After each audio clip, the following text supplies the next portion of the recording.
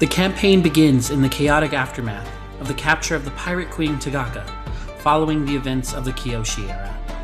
With her imprisonment, the once unified Fifth Nation has splintered into rival factions. Amongst these rising powers is Wakta, a waterbender who commands a hybrid crew drawing from many nations. Wakta believes an ancient waterbending scroll, lost since the time of Avatar Gun centuries ago, has resurfaced in the hands of a rival lieutenant named Kore, and she wants it recovered. The party is hired to retrieve it. The group approaches the rendezvous point in the foggy swamp from different directions. Newton, a northern tribe waterbender, navigates by bending the surrounding water and even rides a wave through the swamp towards the center, clearly enjoying himself and chilling. Tilin, mounted on his horse Ma, has a miserable time as the animal struggles through mud and humidity, occasionally biting at him in irritation. Yukio, accustomed to cold climates and ice techniques, suffers in the oppressive heat and moisture. Riku, an earthbender with a passion for pottery, becomes hopelessly distracted, testing the quality of the swamp mud. His experiments include quicksand earthbending, which succeeds but puts him only up to his neck, and crafting a bizarre pitcher shaped like a winged toucan. Despite getting lost for hours, Riku eventually stumbles into the meeting point where he ends up startling Newton with a scream. Tilin arrives shortly after, introducing himself to Riku, while Newton happily refills Tilin's canteen with swamp water. Yukio, thoroughly lost, eventually arrives last. The group makes camp together for the first time. Their meeting is interrupted by the arrival of Chakta, Wakta's second in command, riding a rhino mount. He escorts them to Wakta's flagship, which is an unusual hybrid vessel with an earth-bent hull and water-driven sails, reflecting the Fifth Nation's philosophy of adopting techniques from every culture. Inside the captain's quarters, Wakta explains the mission. Kore, a cunning lieutenant known for making opportunistic deals, currently possesses the ancient scroll that she desires. The plan is simple in theory. Approach her under the guise of a trade, present a valuable item as a gesture of trust, and then recover the scroll.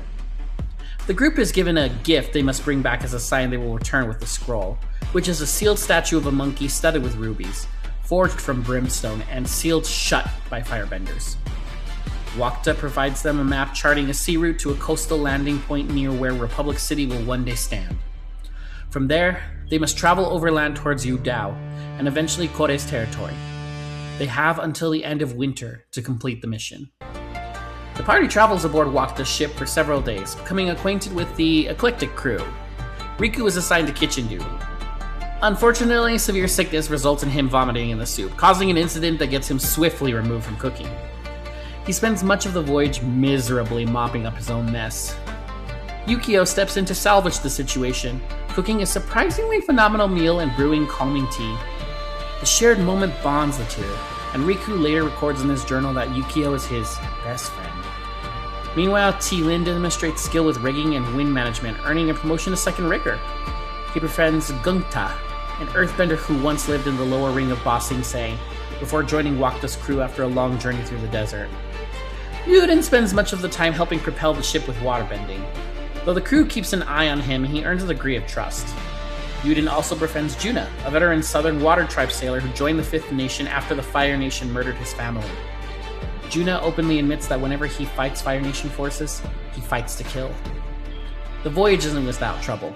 A Fire Nation ship trails them at one point, forcing the crew to lose 4 days evading pursuit. But eventually, after passing Crescent Island, they reach their destination. At sunrise, the party disembarks on a remote stretch of coastline. Wakta personally meets them on shore and establishes a rendezvous point and time window for when they must return with the scroll. Their path leads inland towards the mountain, where they are 4 days' travel from Yudao. Before leaving, Tilin hunts enough meat to feed the group for a week, and then reveals his identity as a firebender. Newton works to try perfectly drying the meat into jerky, which leads to discussions in the party as to how Riku had no idea that jerky was a food. Riku attempts to help by unsuccessfully making more pottery, but only makes 2 usable plates. Another debate sparks amongst the team as they debate the strange cultural purpose of finger sandwiches. The next day, the crew begin their journey. The route leads into a mountain pass that becomes blocked, forcing them into a cave system. Inside, Riku identifies strange carvings in the rock. After examining them, the group realizes the tunnels were shaped by badger moles, the legendary earthbending animals tied to the ancient story of Oma and Shu, which Riku shows his expertise in, surprising the group that he has knowledge. The cave shifts strangely, with new tunnels forming and old ones collapsing, until the party finds themselves moving through chambers that transition from smooth limestone to jagged obsidian. Riku experiments again with earthbending, compressing brittle obsidian into a dense ore before reshaping it into a heavy, staff-like tool. After several hours navigating the twisting caverns, the group finally emerges on the far side of the mountain. Ahead lies the coastline and the path towards Kore, and the lost water-bending scroll. The adventure has only just begun.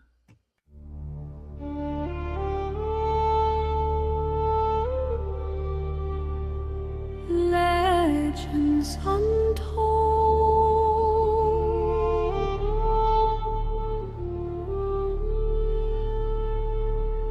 legends unfold,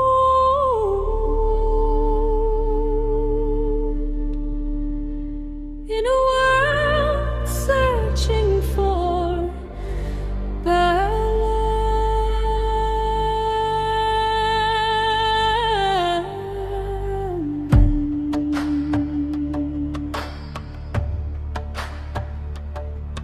In a swamp where we start this